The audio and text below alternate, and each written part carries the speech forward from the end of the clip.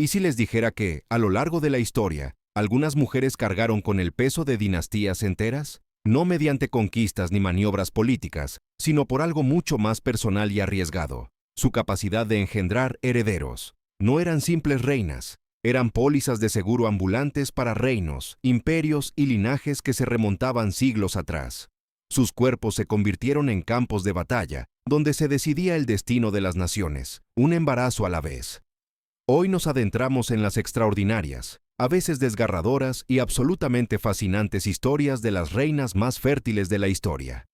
Y créanme, cuando lleguemos al número 1, comprenderán por qué algunas de estas mujeres fueron consideradas más valiosas que ejércitos enteros. Antes de empezar, permítanme describirles el verdadero significado de la fertilidad real. No se trataba de una decisión personal ni de planificación familiar. Estas mujeres se enfrentaban a una presión abrumadora desde el momento en que pronunciaban sus votos matrimoniales. Cada mes sin noticias de embarazo era otro mes de preocupaciones susurradas en los pasillos del palacio. Cada aborto espontáneo no era solo una pérdida personal, sino una posible crisis de sucesión. ¿Y cada nacimiento exitoso? Era un triunfo que podía asegurar tratados de paz, fortalecer alianzas y garantizar la supervivencia de casas reales enteras.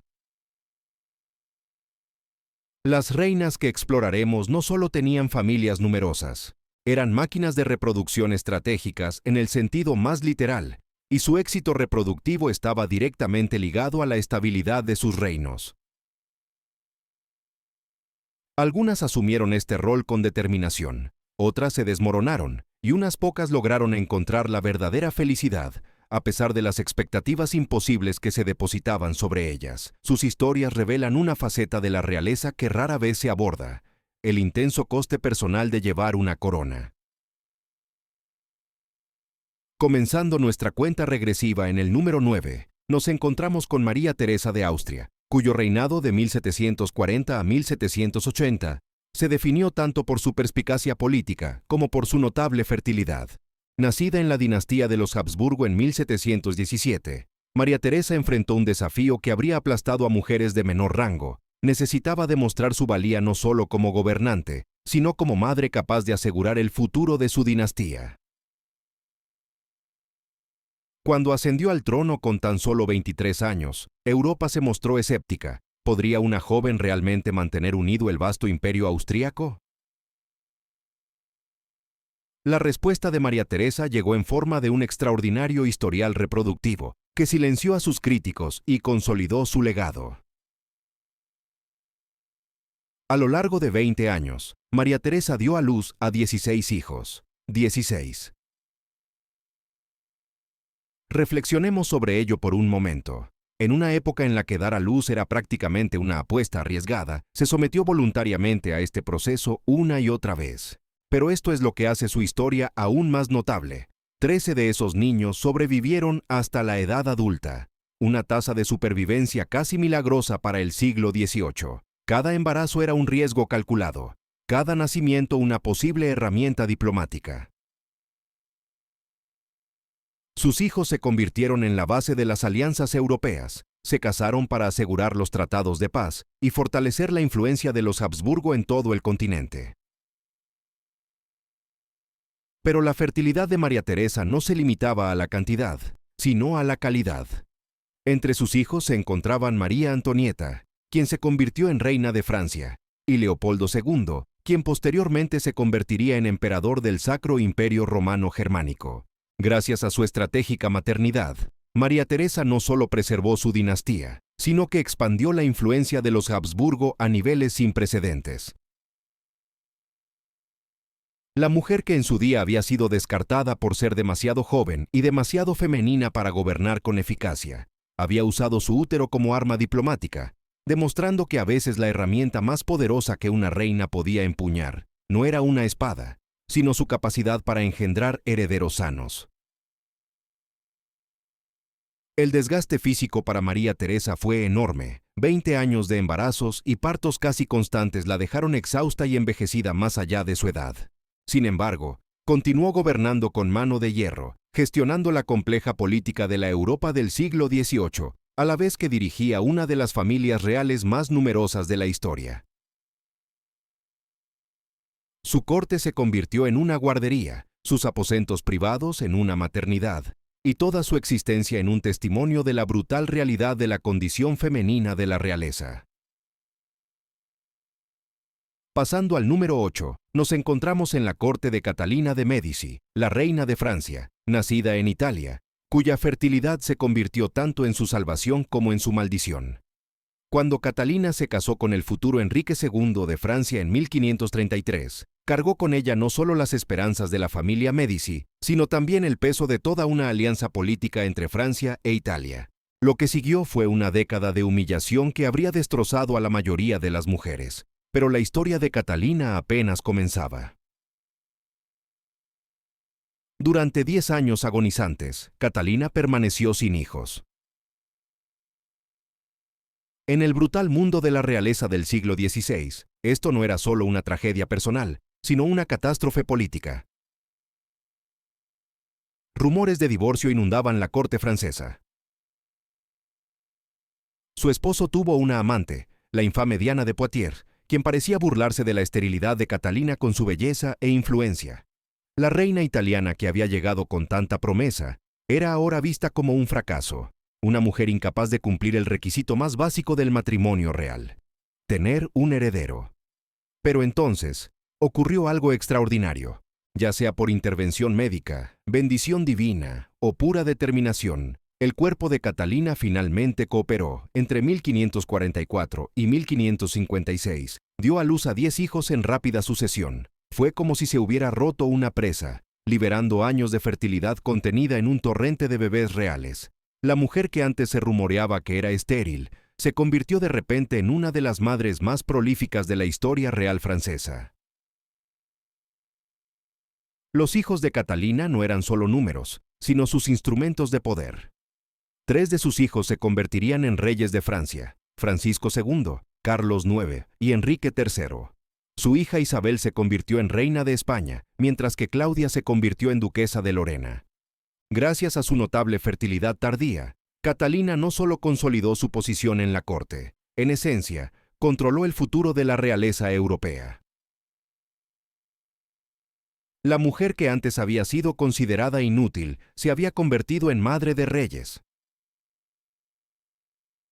El impacto psicológico de esos 10 años de infertilidad nunca abandonó a Catalina. Se obsesionó con la astrología, consultando constantemente a adivinos y místicos sobre el futuro de sus hijos. Algunos historiadores sugieren que su posterior reputación de reina madre manipuladora surgió de esos primeros años de impotencia. Tras experimentar el terror de una posible eliminación, estaba decidida a no volver a ser vulnerable. Su fertilidad la había salvado, pero también la había transformado en algo más duro, más calculador, más peligroso. En el número 7, encontramos a Ana de Austria, cuya espera de 23 años por un heredero se convirtió en una de las historias de fertilidad más dramáticas de la historia real. Cuando Ana se casó con Luis Terrence de Francia en 1615, con tan solo 14 años, una princesa española empujada a una corte extranjera con una expectativa abrumadora: engendrar un heredero varón para asegurar el trono francés. Lo que siguió fueron más de 2 décadas de angustia, intrigas políticas y una desesperación creciente que habría destruido a una mujer inferior. Los primeros años de matrimonio de Ana estuvieron marcados por una extraña pauta de fracasos y crueles decepciones. Sufrió múltiples abortos espontáneos, cada uno una pequeña tragedia que repercutió en la corte francesa. La presión era inmensa, no solo por parte de su esposo y sus ministros, sino de toda la nación francesa, que esperaba con creciente ansiedad la noticia de un embarazo real. Con el paso de los años, los rumores se hicieron más fuertes. ¿Era estéril la reina? ¿Estaba el matrimonio maldito? ¿Debería Francia considerar planes alternativos de sucesión? La situación se volvió tan desesperada que la propia suegra de Ana, María de Médici, comenzó a conspirar contra ella. Se formaron facciones políticas en torno a la sucesión. Ana se vio aislada, criticada y sometida a un escrutinio constante. Cada ciclo menstrual era analizado. Cada episodio de náuseas matutinas era motivo de celebración, seguido de una devastadora decepción. La joven princesa española, que había llegado con tanta esperanza, se veía lentamente aplastada por el peso de las expectativas. Pero la historia de Ana tiene uno de los giros más milagrosos de la historia real. En el 1638, tras 23 años de matrimonio, finalmente dio a luz a un hijo. El futuro, Luis XIV, el mismísimo Rey Sol, nació de una madre que había esperado este momento durante más de 2 décadas. El alivio y la alegría que invadieron Francia fueron palpables. Las campanas de las iglesias repicaron por todo el reino, y el nacimiento se celebró como un auténtico milagro. Ana no solo había engendrado un heredero, había engendrado al que se convertiría en uno de los monarcas más poderosos de la historia europea. 2 años después, Ana dio a luz a otro hijo, Felipe. Tras más de 20 años de aparente esterilidad, se convirtió repentinamente en madre de 2 príncipes saludables. La transformación fue notable. La mujer que antes se había rumoreado como un fracaso, ahora era celebrada como la madre del futuro Rey Sol. Su fertilidad, aunque retrasada, finalmente le había asegurado uno de los reinados más gloriosos de la historia de Francia. El impacto psicológico de esos 23 años de espera moldeó por completo la forma en que Ana encaró la maternidad. Se volvió una protectora feroz de sus hijos, casi obsesiva. Tras esperarlos tanto tiempo, le aterraba perderlos. Su relación con Luis XIV fue particularmente intensa. Había esperado más de 2 décadas por este hijo, y su devoción por él rozaba lo abrumador. En muchos sentidos, la fertilidad tardía de Ana creó las condiciones que permitirían a Luis XIV convertirse en el monarca absoluto que finalmente llegó a ser. El número 6 nos lleva a Leonor de Aquitania, cuya fertilidad se extendió por 2 reinos diferentes y contribuyó a transformar el panorama político de la Europa medieval. Nacida alrededor de 1122, Leonor ya era una de las mujeres más poderosas de Europa cuando se casó con Luis VII de Francia en 1137. Trajo consigo no solo el vasto ducado de Aquitania, sino también la expectativa de engendrar herederos varones para asegurar la sucesión francesa. Lo que siguió fue una travesía de fertilidad que finalmente cambiaría el curso de la historia inglesa y francesa. El primer matrimonio de Leonor con Luis VII dio lugar a 2 hijas, María y Alix. Si bien eran niñas sanas, representaron un problema importante para la corona francesa, la falta de un heredero varón.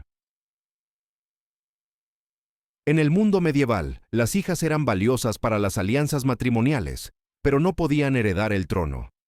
Con el paso de los años y sin hijos varones, la tensión entre Leonor y Luis fue en aumento. La situación se complicó por la fuerte personalidad de Leonor y su reticencia a ser una esposa real sumisa. Había acompañado a Luis en la Segunda Cruzada, escandalizando a la corte francesa con su independencia y sus supuestas infidelidades. El matrimonio fue finalmente anulado en 1152, oficialmente por consanguinidad. Eran parientes lejanos, pero la verdadera razón fue que Leonor no logró engendrar un heredero varón. Este debería haber sido el final de la historia de Leonor, una advertencia sobre la importancia de la fertilidad real. En cambio, se convirtió en el comienzo de uno de los segundos actos más notables de la historia real. Tan solo 8 semanas después de su anulación, Leonor se casó con Enrique Plantagenet, quien se convertiría en Enrique II de Inglaterra. Este matrimonio fue un bombazo político y una revolución en la fertilidad. Entre 1153 y 1166, Leonor tuvo 8 hijos con Enrique, incluyendo 5 que marcarían la historia de Inglaterra: Guillermo, Enrique el Joven, Ricardo Corazón de León, Godofredo y Juan. La mujer que la corte francesa había tachado de incompetente se había convertido repentinamente en una de las reinas más fértiles de la historia inglesa. La fertilidad de Leonor con Enrique no se trataba solo de números, sino de un legado. Ricardo Corazón de León se convertiría en uno de los reyes cruzados más famosos, mientras que Juan se vería obligado a firmar la Carta Magna. A través de sus hijos ingleses, el linaje de Leonor influiría en la política inglesa durante siglos.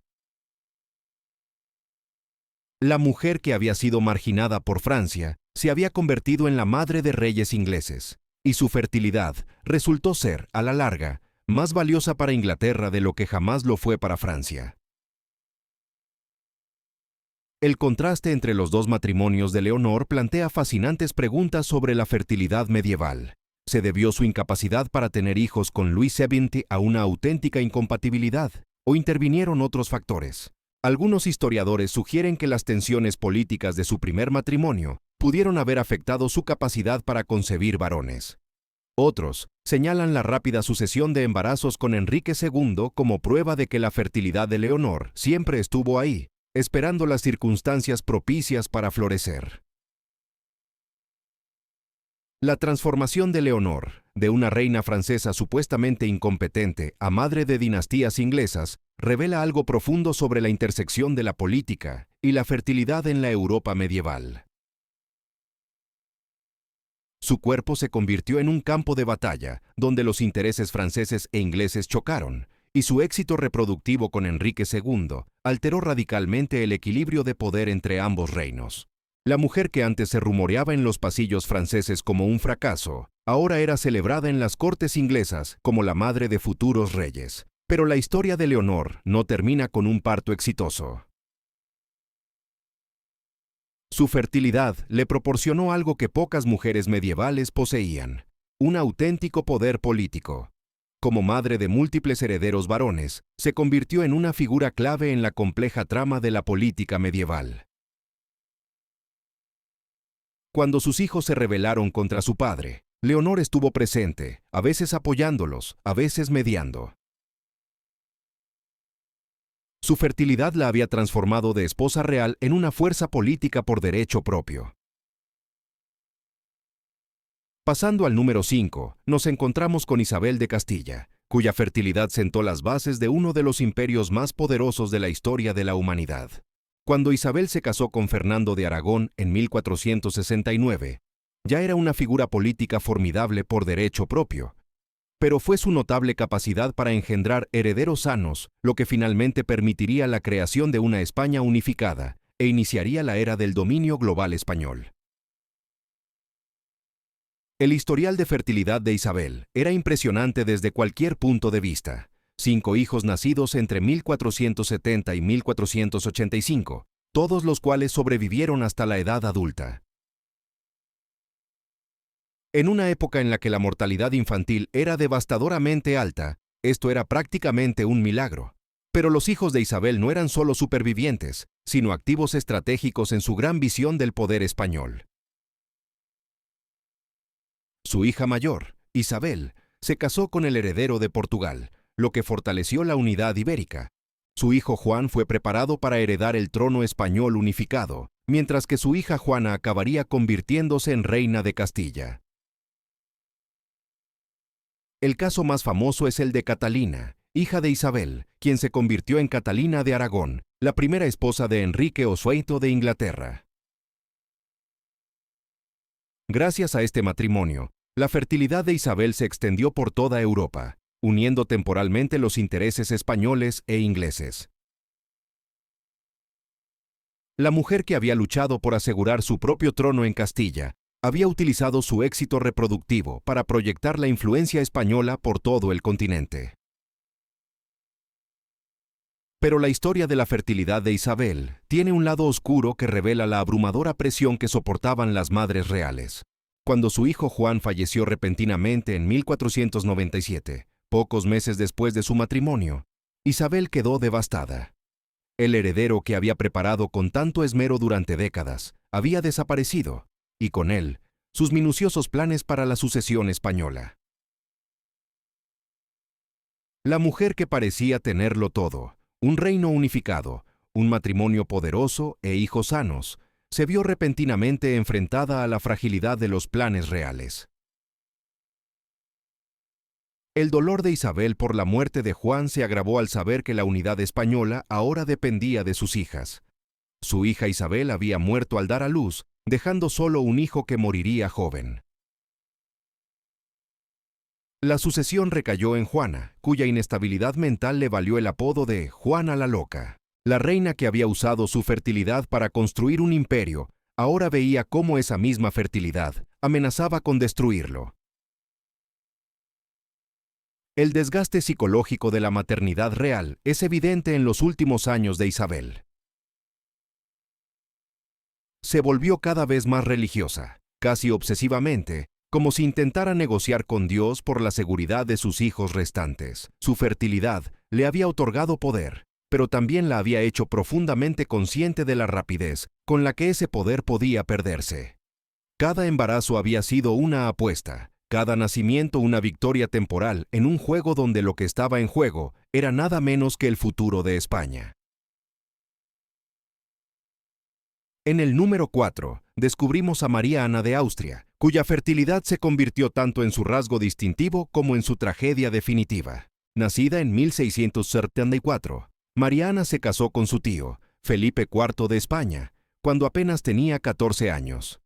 El matrimonio se concertó para fortalecer el control de los Habsburgo sobre el trono español, pero pronto quedó claro que el principal valor de María Ana no residía en sus conexiones políticas, sino en su notable capacidad para procrear. A lo largo de su matrimonio, María Ana dio a luz al menos 11 hijos, aunque algunas fuentes sugieren que la cifra pudo haber sido incluso mayor. En el contexto de la fertilidad real del siglo XVII, este fue un logro extraordinario, pero la historia de María Ana revela la cruda realidad tras estas cifras. De esos 11 hijos, solo 2 llegaron a la edad adulta. La reina, que parecía bendecida con la fertilidad, en realidad estaba maldita con un sistema reproductivo que podía crear vida, pero no mantenerla. Los hijos supervivientes fueron cruciales para la historia española. Su hija, Margarita Teresa, se convirtió en emperatriz de Austria, mientras que su hijo, Carlos II, sería el último gobernante Habsburgo de España. Pero la supervivencia de Carlos II tuvo un coste terrible. Quedó gravemente discapacitado, probablemente debido a la endogamia extrema que caracterizó la línea de los Habsburgo españoles. La fertilidad de María Ana había preservado la dinastía, pero también había concentrado sus debilidades genéticas hasta un punto peligroso. El impacto psicológico de perder 9 hijos es innegable.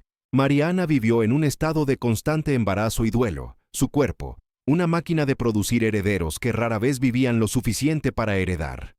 Los registros judiciales la describen como cada vez más melancólica con el paso de los años, agotada por el ciclo interminable de esperanza y pérdida. Había cumplido con su deber como esposa real, pero a un precio que habría destrozado a la mayoría de las mujeres. La historia de María Ana también revela las realidades médicas de los partos reales del siglo XVII.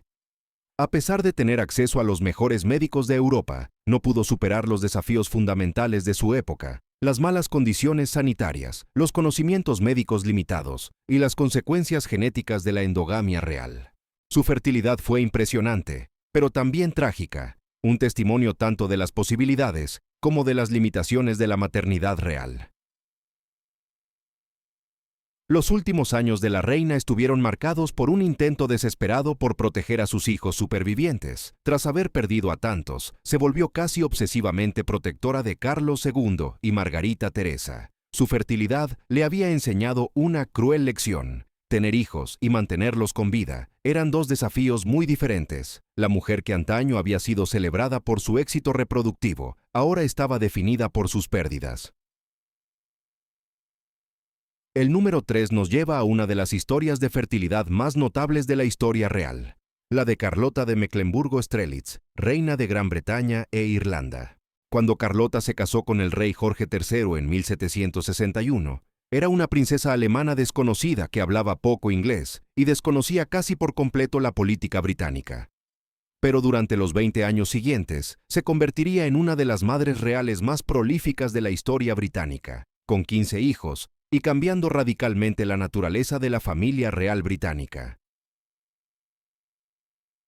La fertilidad de Carlota no solo era impresionante, sino también implacable. Entre 1762 y 1783 dio a luz a 15 hijos, 13 de los cuales llegaron a la edad adulta. Esto representó un nivel de éxito reproductivo casi sin precedentes para la época. Pero la historia de Carlota no se limitaba a las cifras. También se centraba en la transformación de la cultura real británica. Los monarcas georgianos anteriores habían sido conocidos por sus amantes e hijos ilegítimos.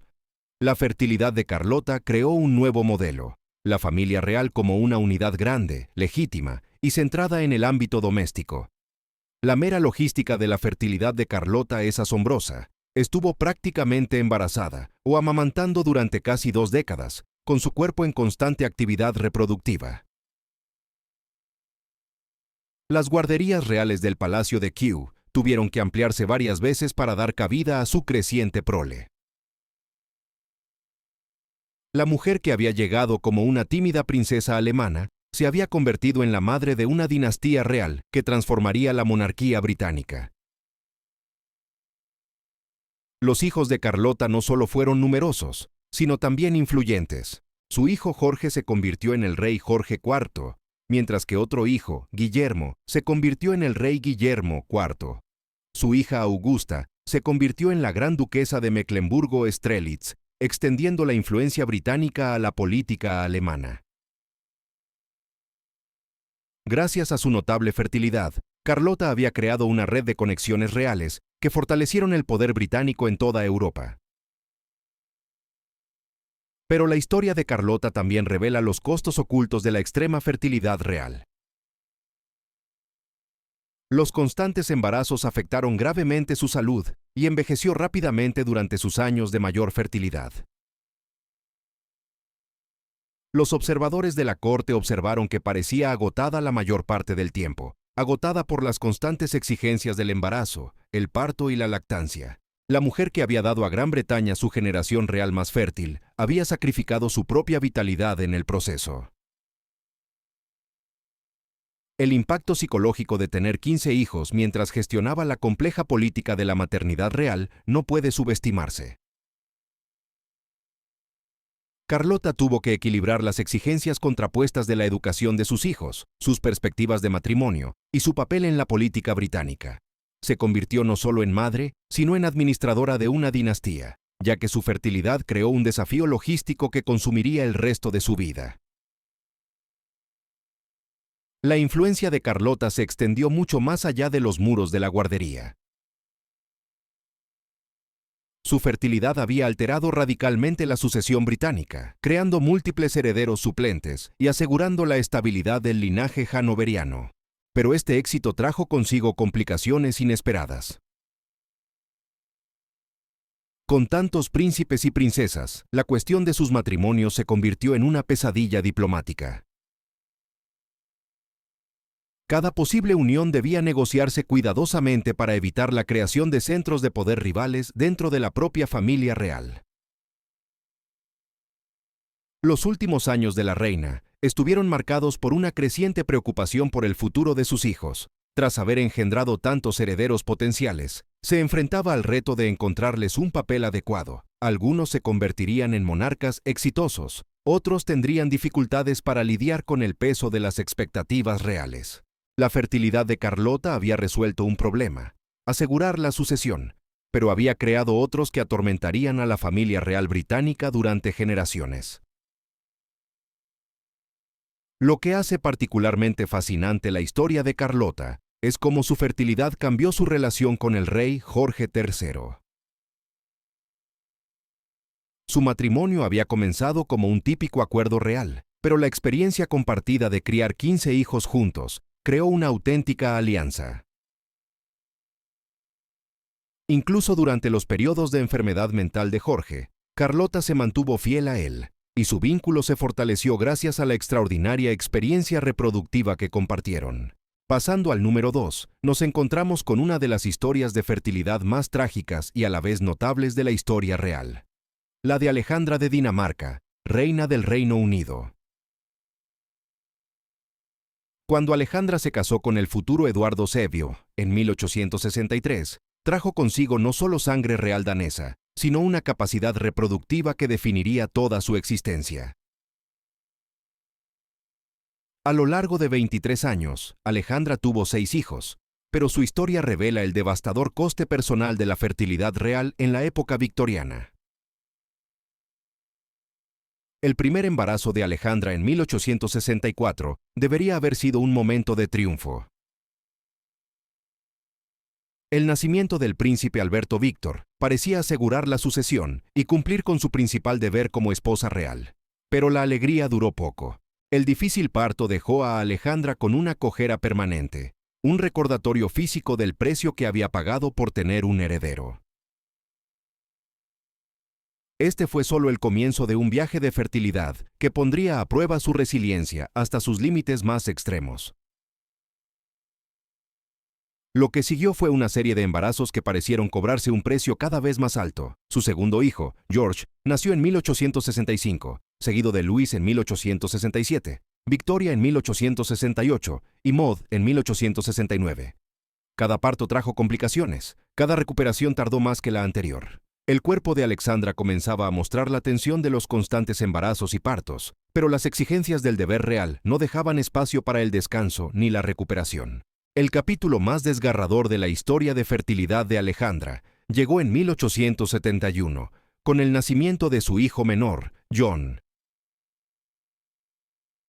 El bebé nació prematuro y solo vivió 24 horas. La pérdida devastó a Alejandra, pero el protocolo real exigía que continuara con sus funciones casi de inmediato.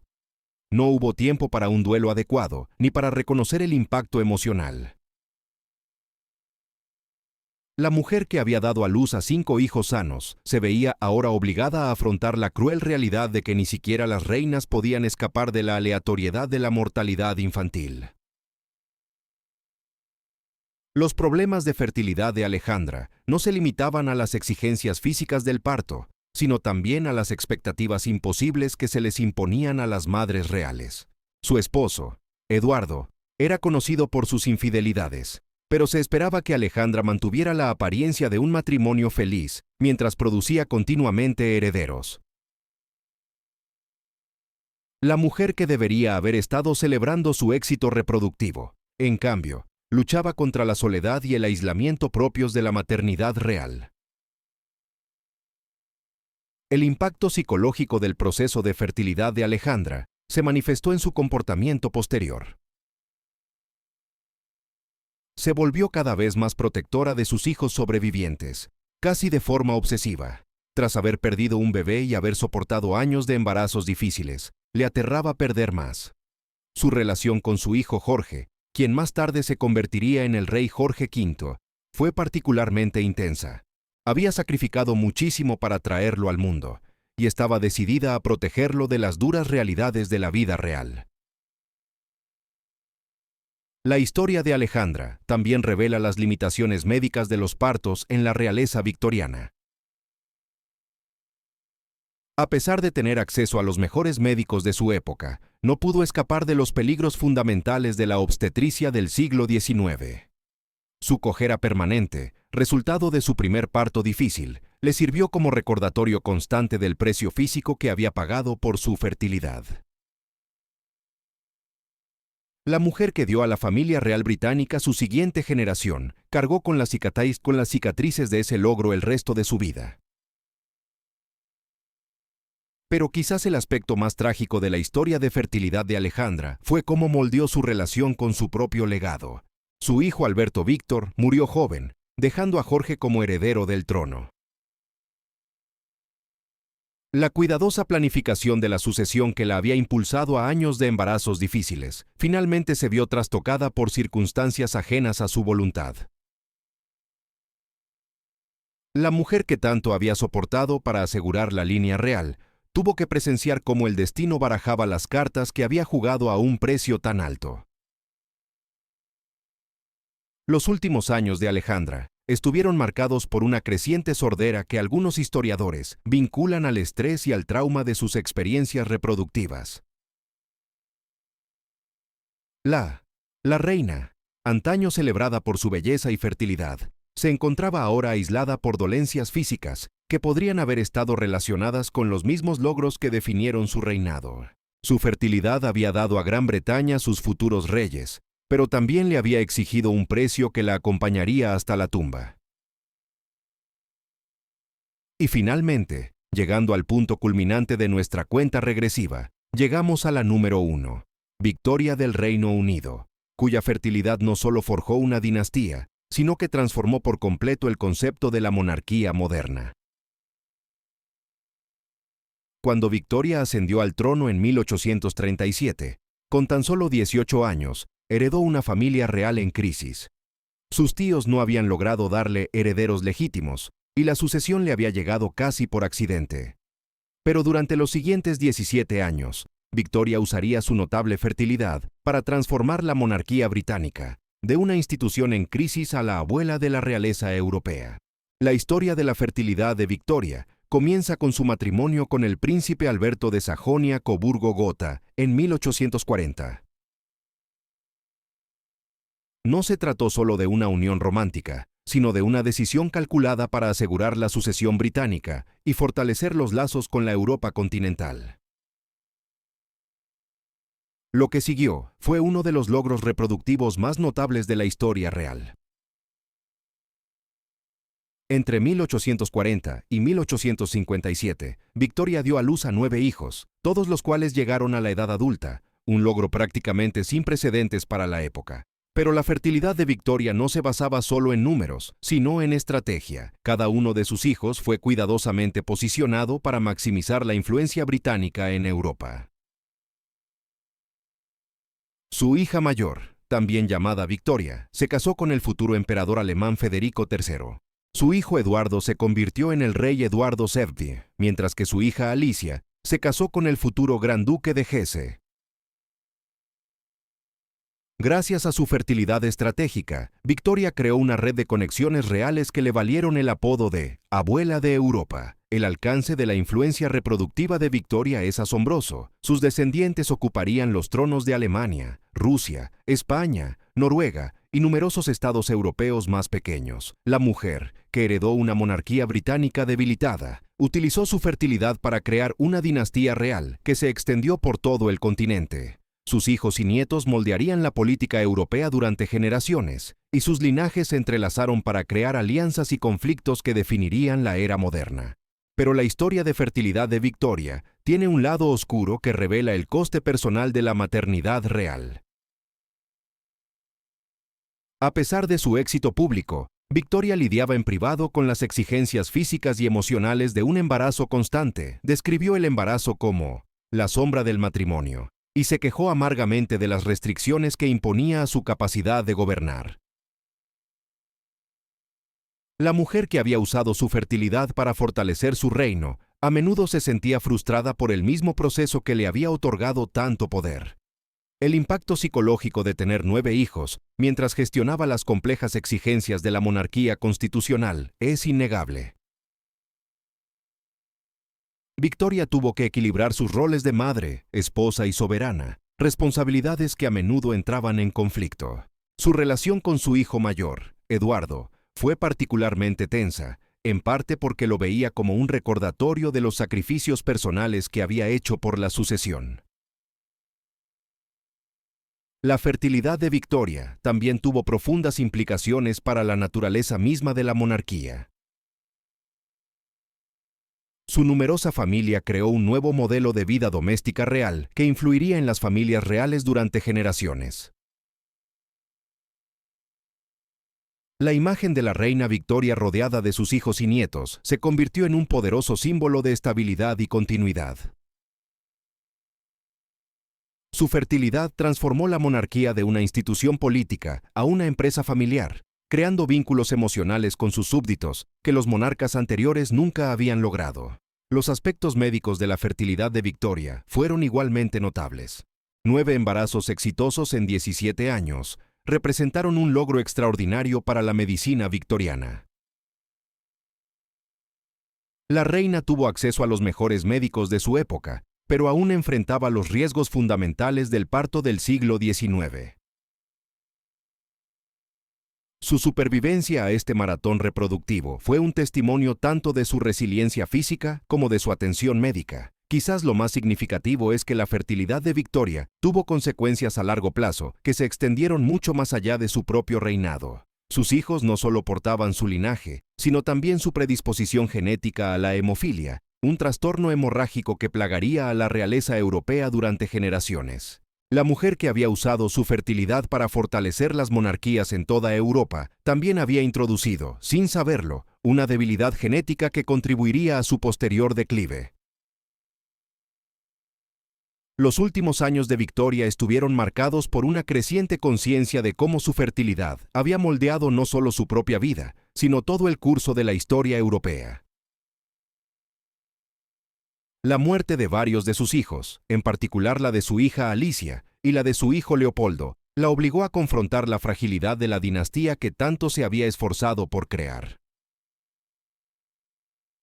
La mujer que antes veía su fertilidad como una herramienta de gobierno, ahora la entendía como una fuente de poder y vulnerabilidad. El legado de la fertilidad de Victoria se extiende mucho más allá de la época victoriana. Sus descendientes gobernarían durante 2 guerras mundiales, revoluciones y la caída de imperios. La mujer que heredó una monarquía en apuros utilizó su éxito reproductivo para crear una red real que influiría en la política mundial durante más de un siglo. Su fertilidad fue tanto su mayor logro como su mayor carga, un recordatorio de que incluso las reinas deben sacrificar sus cuerpos por el bien de sus coronas.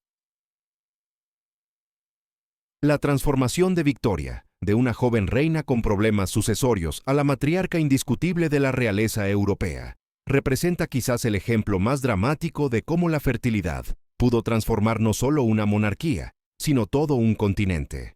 Su éxito reproductivo creó lo que los historiadores ahora llaman la Red Victoriana, una compleja red de matrimonios reales que influiría en la política europea hasta bien entrado el siglo XX.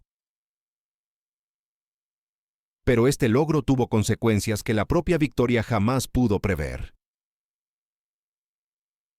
La compleja logística que suponía gestionar 9 hijos mientras gobernaba un imperio revelaba las extraordinarias exigencias que soportaban las madres reales. La agenda diaria de Victoria era una auténtica lección de gestión del tiempo. Audiencias con ministros por la mañana, correspondencia con su creciente red de parientes reales en toda Europa y las constantes exigencias de sus hijos, que necesitaban educación, orientación y una planificación matrimonial estratégica. La mujer que antes se preocupaba por tener un único heredero, ahora se enfrentaba al reto de posicionar a sus 9 hijos para maximizar la influencia británica en todo el mundo. Lo que hace particularmente fascinante la historia de la fertilidad de Victoria es cómo evolucionó su relación con el poder. En sus primeros años, consideraba la maternidad un deber necesario, algo que debía soportar por el bien de la sucesión. Pero a medida que sus hijos crecían y se casaban con miembros de la realeza europea, Victoria comenzó a ver su fertilidad como quizás su mayor arma política. Podía influir en la política alemana a través de su hija Victoria, en los asuntos rusos a través de su nieta Alejandra y en la sucesión española a través de su nieta Victoria Eugenia. La mujer que una vez había estado limitada por el embarazo, había utilizado su éxito reproductivo para extender su influencia a través de los continentes. Pero la historia de Victoria también revela las inesperadas vulnerabilidades que conllevaba la extrema fertilidad real. Tener 9 hijos implicaba 9 posibles causas de desamor, 9 vidas de las que preocuparse, 9 situaciones políticas diferentes que supervisar e influir. Cuando su hija Alice falleció de difteria en 1878, Victoria quedó devastada no solo como madre, sino también como estratega política, tras haber perdido un vínculo crucial con la política alemana. La fertilidad que le había otorgado tanto poder, también la había vuelto extremadamente vulnerable a las crueldades del destino. Las implicaciones médicas del maratón reproductivo de Victoria no pueden pasarse por alto. 9 embarazos en 17 años representaron un logro físico extraordinario, pero también conllevaron peligros ocultos que no se comprenderían hasta décadas después. El gen de la hemofilia, que Victoria portaba sin saberlo, se manifestaría en varios de sus descendientes, creando una sombra genética que perseguiría a la realeza europea durante generaciones. Su bisnieto Alexei, heredero del trono ruso, padecería este trastorno hemorrágico hereditario, lo que contribuyó a la inestabilidad política que finalmente derrocaría a la dinastía Románov. La relación de Victoria con su propia fertilidad se vio complicada por su férrea independencia y su frustración ante las limitaciones físicas del embarazo. Los registros judiciales revelan que una mujer se irritaba ante las restricciones de la maternidad y veía el embarazo como una interrupción de su capacidad para gobernar con eficacia. Sin embargo, también comprendía que su fertilidad era su mayor activo, la base sobre la que se asentaba toda su estrategia política. Esta tensión entre la frustración personal y la necesidad política moldeó por completo su enfoque de la maternidad. El impacto psicológico de la extrema fertilidad real se hace evidente al examinar los últimos años de Victoria. Se volvió cada vez más controladora de los matrimonios de sus hijos, desesperada por asegurar que su inversión reproductiva rindiera frutos políticos. Su intromisión en la vida romántica de sus hijos era legendaria, pero provenía de una profunda comprensión de que sus matrimonios no eran decisiones personales, sino extensiones de su propia estrategia de fertilidad. La mujer que había dado a luz a futuros monarcas estaba decidida a que ese sacrificio se aprovechara adecuadamente. La fertilidad de Victoria también alteró radicalmente la naturaleza de la diplomacia europea. Por primera vez en la historia, las decisiones políticas importantes las tomaban familiares que compartían no solo intereses políticos, sino también parentescos consanguíneos. La mujer que había sido una joven reina aislada había creado una situación en la que la política europea se convirtió, literalmente, en un asunto familiar. Cuando estalló la Primera Guerra Mundial en 1914, los nietos de Victoria se enfrentaron en un conflicto que destruyó la misma red real que ella tanto se había esforzado por crear.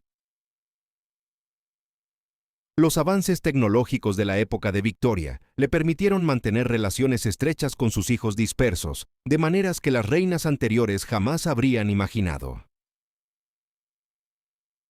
El telégrafo y la mejora de los servicios postales permitieron que Victoria siguiera influyendo en las decisiones de sus hijos, mucho después de que contrajeran matrimonio en cortes extranjeras. Su fertilidad había creado no solo una dinastía, sino una red de comunicación que le permitió proyectar la influencia británica por toda Europa de manera sin precedentes.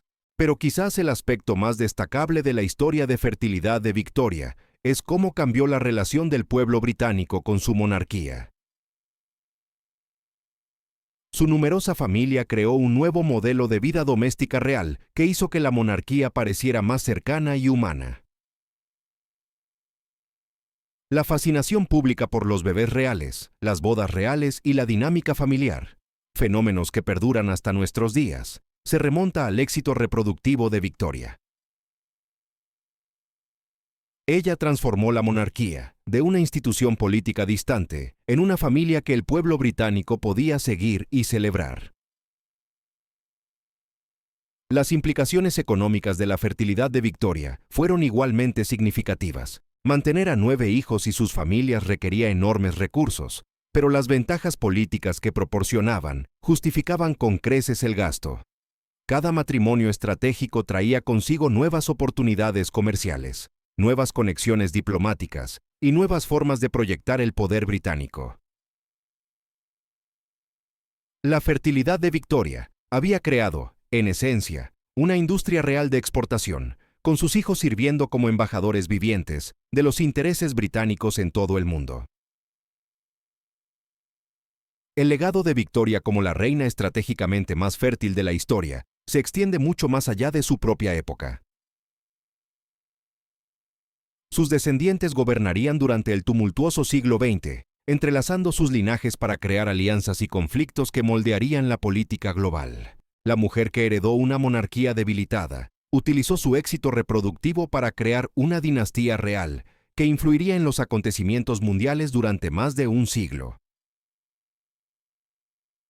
Su fertilidad fue tanto su mayor triunfo como su mayor carga, un recordatorio de que incluso las reinas más poderosas deben sacrificar sus cuerpos por el bien de sus coronas. Los misterios médicos que rodean la extraordinaria fertilidad de Victoria siguen fascinando a los investigadores hoy en día. ¿Cómo logró llevar a término 9 embarazos en una época en la que la mortalidad materna era devastadoramente alta? ¿Qué factores genéticos contribuyeron a su éxito reproductivo? Estas preguntas siguen en gran medida sin respuesta, pero apuntan a la naturaleza extraordinaria de su logro.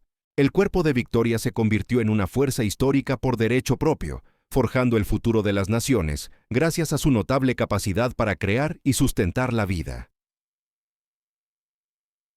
Al reflexionar sobre la historia de Victoria, recordamos que la fertilidad real nunca se limitó a producir herederos, sino a forjar un futuro. La mujer que una vez se preocupó por la debilidad de su posición, utilizó su éxito reproductivo para alterar radicalmente el equilibrio de poder en Europa. Su fertilidad la transformó de una joven reina vulnerable en la matriarca indiscutible de la realeza europea, demostrando que, a veces, el arma más poderosa que un monarca podía empuñar no era una espada ni una corona, sino la capacidad de tener hijos sanos que pudieran perpetuar su legado. Las 9 mujeres que hemos explorado hoy, desde la calculada planificación dinástica de María Teresa hasta la estrategia reproductiva continental de Victoria, nos recuerdan que la fertilidad real nunca fue un asunto privado. Estas reinas cargaron en sus vientres el peso de civilizaciones enteras, y sus cuerpos se convirtieron en campos de batalla donde se decidía el destino de las naciones. Sus historias revelan tanto el extraordinario poder como el devastador coste de la maternidad real, mostrándonos que incluso las mujeres más privilegiadas de la historia enfrentaron desafíos que pondrían a prueba la resistencia humana.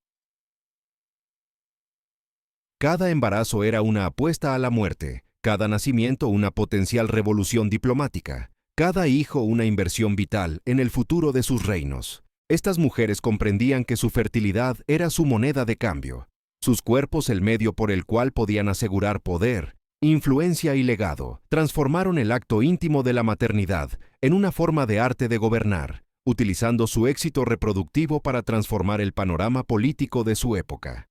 Pero sus historias también revelan el coste humano de esta extraordinaria responsabilidad. Tras los grandes títulos y las ceremonias ostentosas, se encontraban mujeres que sufrieron, que lamentaron, que sacrificaron su salud y, a veces, su vida por el bien de sus dinastías. Fueron madres que vieron morir a sus hijos, esposas que soportaron matrimonios difíciles, y gobernantes que equilibraron las exigencias del arte de gobernar con las realidades íntimas del embarazo y el parto. El legado de estas reinas fértiles se extiende mucho más allá de sus propias épocas. Sus descendientes gobernarían durante guerras y revoluciones, y sus linajes se entrelazaron para crear la compleja red de relaciones que definiría la política europea durante siglos. Utilizaron su fertilidad para crear no solo dinastías, sino redes enteras de poder que influirían en los acontecimientos mundiales mucho después de su muerte. Al concluir este extraordinario viaje por las vidas de las reinas más fértiles de la historia, nos encontramos con una profunda comprensión de cómo estas mujeres moldearon el mundo no solo mediante la conquista o la política, sino a través del acto más íntimo y peligroso de todos: traer vida al mundo. Sus historias revelan una verdad que a menudo se pasa por alto en las grandes narrativas de la historia: que el destino de los imperios podía estar en manos de mujeres cuyo principal campo de batalla eran sus propios cuerpos. Las matemáticas de la fertilidad real cuentan una historia inspiradora y desgarradora a la vez. Si consideramos que los 9 hijos de Victoria sobrevivieron hasta la edad adulta, o que María Teresa logró ver a 13 de sus 16 hijos alcanzar la madurez, presenciamos milagros estadísticos en una época en la que la muerte acechaba a cada guardería. No fueron solo accidentes afortunados, sino el resultado de la determinación, el acceso a la mejor atención médica disponible y, quizás, lo más importante, la comprensión de que su sacrificio personal era el precio de la supervivencia dinástica. Pero las cifras por sí solas no reflejan la magnitud de lo que estas mujeres lograron. Cada embarazo exitoso representaba una victoria no solo sobre los peligros biológicos del parto, sino también sobre las presiones políticas que rodeaban cada concepción real. Estas reinas vivían con la certeza de que sus ciclos menstruales eran asunto de Estado, que sus náuseas matutinas eran inteligencia diplomática y que sus dolores de parto podían determinar el destino de las naciones. La resiliencia psicológica necesaria para prosperar bajo tal presión es difícil de comprender para las mentes modernas. Imagine saber que su valor como persona está directamente ligado a su capacidad para tener herederos varones sanos. Imagine enfrentarse a los rumores de los funcionarios judiciales cada mes sobre su incapacidad para concebir, o a la devastadora comprensión de que un aborto espontáneo no solo representa una pérdida personal, sino una posible crisis constitucional. Estas mujeres no solo sobrevivieron a estas presiones, sino que las transformaron en fuentes de poder. Lo que más me impacta de estas historias es cómo la fertilidad se convirtió en una forma de diplomacia por derecho propio. Cuando los hijos de Victoria se casaron con miembros de familias reales europeas, ella no solo concertaba matrimonios, sino que creaba una red de influencia que se extendería por todos los continentes. Cuando la fertilidad de Leonor de Aquitania floreció con Enrique II, tras fracasar con Louis Xavier, no solo cambiaba de marido, sino que transformaba el equilibrio de poder entre Francia e Inglaterra. Estas mujeres comprendían que sus úteros eran instrumentos del arte de gobernar y los manejaban con una inteligencia estratégica notable. Las limitaciones tecnológicas y médicas de su época hacen que sus logros sean aún más extraordinarios. Sin la obstetricia moderna, sin antibióticos, sin los conocimientos básicos de higiene que hoy damos por sentado, estas mujeres arriesgaron sus vidas repetidamente para asegurar sus dinastías. El hecho de que tantas de ellas no solo sobrevivieran, sino que prosperaran, habla de una combinación de suerte, determinación y atención médica revolucionaria para su época. Quizás lo más notable es que muchas de estas reinas lograron mantener su influencia política, incluso mientras sus cuerpos se veían consumidos por las exigencias de los constantes embarazos y partos. María Teresa continuó gobernando el Imperio austríaco mientras criaba a 16 hijos. Victoria expandió la influencia británica por todo el mundo mientras criaba a 9 hijos. Estas mujeres demostraron que la maternidad y el arte de gobernar no eran mutuamente excluyentes, eran formas complementarias de poder que podían ejercerse simultáneamente. Las implicaciones genéticas de sus decisiones sobre fertilidad siguen resonando hoy en día.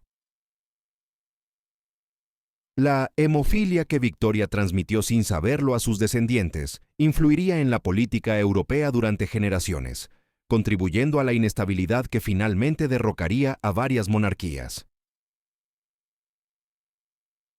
La endogamia que caracterizó a muchas familias reales fue a menudo el resultado directo de estrategias de fertilidad que priorizaban la pureza dinástica sobre la diversidad genética.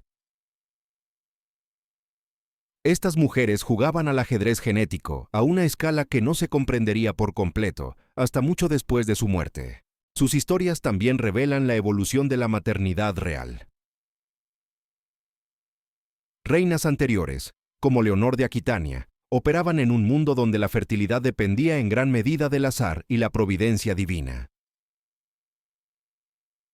Reinas posteriores, como Victoria y Carlota de Mecklemburgo-Strelitz, vivieron en una época donde el conocimiento médico avanzaba rápidamente, lo que les brindaba mejores probabilidades, pero también mayores expectativas.